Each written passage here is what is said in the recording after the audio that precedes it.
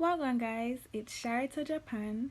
If you want to see how I make one of my favorite desserts, turning this into this, then stay tuned.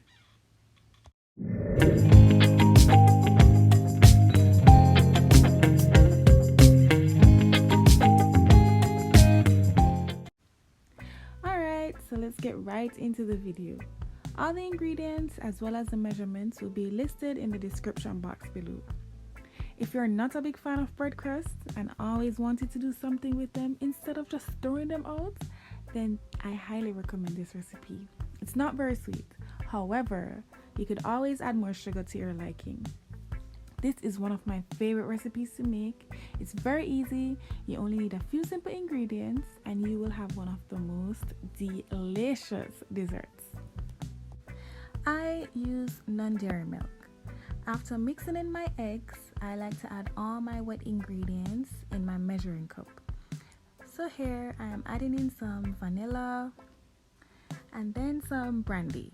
You can substitute this with rum or omit it if you want this to be alcohol free. Be sure to use a small amount of the liquid to completely dissolve the sugar before adding the remaining mixture.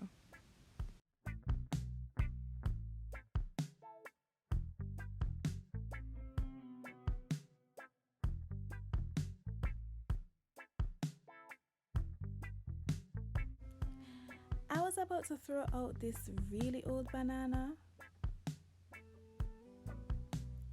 but as you can see, it turned out to be in really good condition.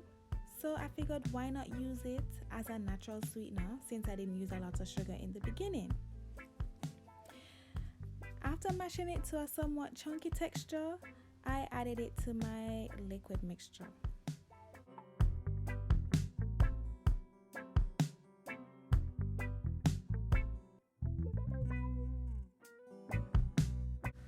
Now, here comes the star of the show. That's right, the bread crusts. These next ingredients are 100% optional. I added in some psyllium husk just for extra fiber.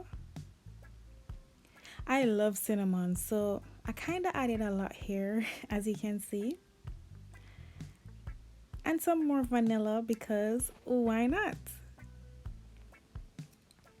Some chia seeds. You could substitute this with flax seeds or any other seeds. Nuts as well if you prefer. And some raisins. So now just stir this until everything is combined. I also added some Himalayan salt. So yeah, you could leave this for about 15 minutes to an hour for all the liquid to be completely absorbed into the bread before baking. I like my mixture not too wet and not too dry, so this was perfect for me. It probably wasn't necessary, but I greased and lightly floured my loaf pan before adding my mixture. After putting in majority of the mixture, I flattened it evenly and then put the remaining mixture on top just to give it a kind of rustic vibe so it just doesn't look too flat on top and it just looks prettier after it's been baked.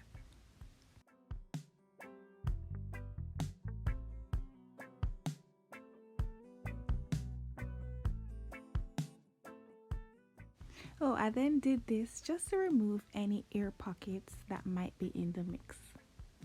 Now it's time for baking. And this is what it looks like right out of the oven. I am so happy with how it turned out. This is really good warm or chilled.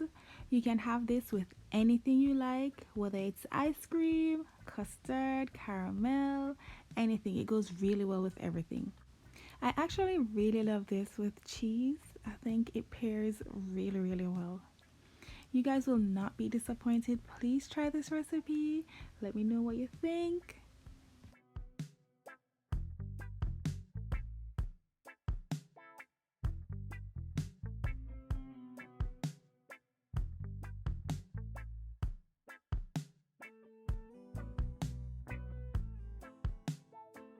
If you like this video, please hit like and leave a comment down below.